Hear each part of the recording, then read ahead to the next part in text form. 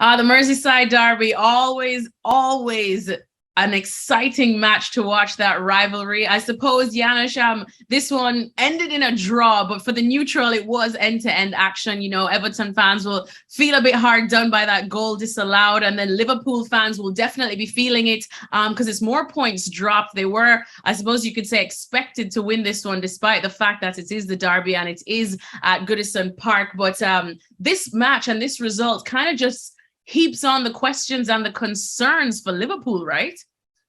Absolutely. Look, we've seen the goalkeeper at their best. Jordan Pickford, 3 saves on Bobby Firmino, absolutely incredible. On Fabinho, that moment was back to back, and then Fabinho had the chance as well. Alisson and Dwight McNeil as one of them. Post being hit, crossbars being hit. Certainly enough chances for both to win it. However, I think if you look at the Merseyside derby, you look at the objectives of the teams going into the season, right? And those were vastly different. When you look at Liverpool, obviously looking to win the title and stay with Manchester City, or Everton, picked by many to drop, the championship, and Frank Lampard, who was probably picked by many to maybe be the first or second manager to be sacked. So I think we need to dissect that from that point of view, because if you look at Everton, very encouraging, right? They haven't won a game just yet, 4 straight draws, but a lot to build on, and they know where they are in the pecking order right now. In terms of Liverpool, a lot of worries, right? This is a Liverpool team, for me, Alexis, that need to rediscover their identity, and they have to do it very, very quickly. Signs were there that it's not good, and it isn't. Injuries or not,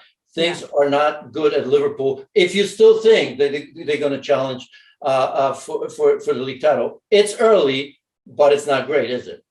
Well, you said the concerns and the signs are there that they're probably not fully knowing of their identity right now, which is crazy to think when you're talking about a Jurgen Klopp team. I remember speaking to Jurgen after the FA Cup semi-finals, and then even now after the Community Shield, where they did beat Manchester City, and they seem to have enjoyed recent success against Manchester City. But he spoke about how hard it is keeping up with City and needing the players and needing a deep squad. He has made a number of signings, especially this summer. So what's just not clicking, you think, Janusz, and how do they make it right?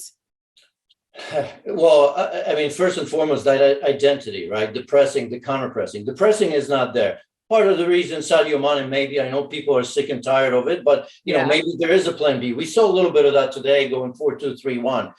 Players missing in the midfield because of injuries. Yes, there's no continuity there because you've seen so many different combinations because of injuries, but also form is part of that as well. Fabinho is not the same in that midfield. Certainly, we've seen James Milner being tried there at Old Trafford, which was a little bit of a surprise. Harvey Elliott, I think, a good player, and we see it from time to time, but too young to carry the load on his shoulder. That is for sure. So in the midfield, you have no flow. You can't transition like Liverpool used to have, right? Because as I said, the high pressing is not there. They recover the ball fairly well, that stays, but the transition from that back to front, that directness isn't there. But the biggest problem right now is, for me, because you control the controllables, right? Yeah. Get your best player going. That is Mo Salah, right? Look at this today. It was a good example. We don't know for what reasons yet, but regardless of the reason Trent Alexander-Arnold went off, that was a different Mo Salah without him. Now, Trent has been absolutely tremendous, but if you're Liverpool, you do not want Trent Alexander-Arnold to be the best player on the pitch every game. You need to find that balance, right? First half, 53 touches for Trent Alexander-Arnold, 17 for Mo Salah. Players like Mo Salah need the ball at their feet. They need to touch the ball all the time. That's how they grow. That's how they get confidence, right? In the end, you saw that in the second half when Trent left in 58 with 66 touches, right? Ultimately, Mo had 43, which is still well below, but you saw the chances, even the post in the end right there. So finding the balance there and understanding that Mo Salah is your best player. He's proven that over and over again, winning the scoring title now numerous times, right? Get him the ball, and Trent Alexander-Arnold, of course, very important, has to be a bonus, and he will be that bonus. But that balance, at least for the time being, is not there. He left, maybe an injury, not sure if it was tactical. fair play to Jurgen Klopp, even though you don't really want to see that long term where Trent isn't there. That's not what I'm trying to get across. All I'm telling, I guess, everybody here is that Mo Salah is a great player, and find him, get him confident, because he hasn't been at his levels. Well, massive credit to Everton. Definitely have to talk about them, especially, after the season they had last season where they flirted with danger. We just heard Jordan Pickford, who was quite excited after that draw. He put in a brilliant performance. He said, look, even though we've not gotten our first win so far this season, it's been a lot of draws. We have become a team that's tough to beat.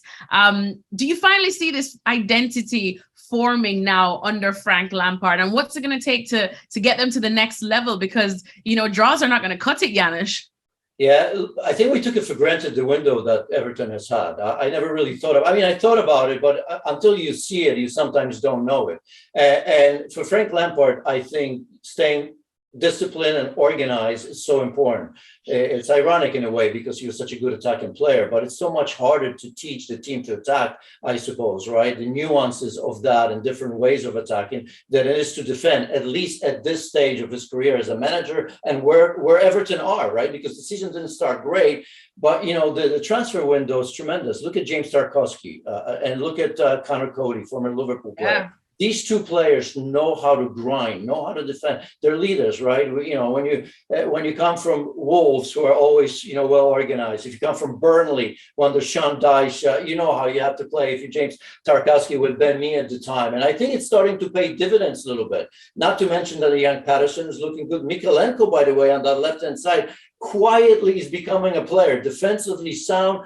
I think he still needs to develop maybe how he goes forward, but I think you're looking at the back four, that's good. Pickford, depending on the day, I suppose, he was superb today. Yeah. I think if he just stays simple, he's obviously a very, very good goalkeeper. Amadou Onana would have fine as well. But the biggest thing of the transfer window was, I suppose, keeping Anthony Gordon. Yes, yeah. He's young. We still don't know where he's going to be. He scored a couple of goals lately, which we still don't know how good of a goal scorer he is. But I think it also psychologically means that they didn't let him go, right? Because psychology is sometimes important. And, if you believe that Calvert-Lewin is going to come back and stays healthy, you look at the very least at the Everton team that we may not be talking about relegation as many have before the season or even early in the season as well. So a lot of credit. I understand no wins, 4 draws.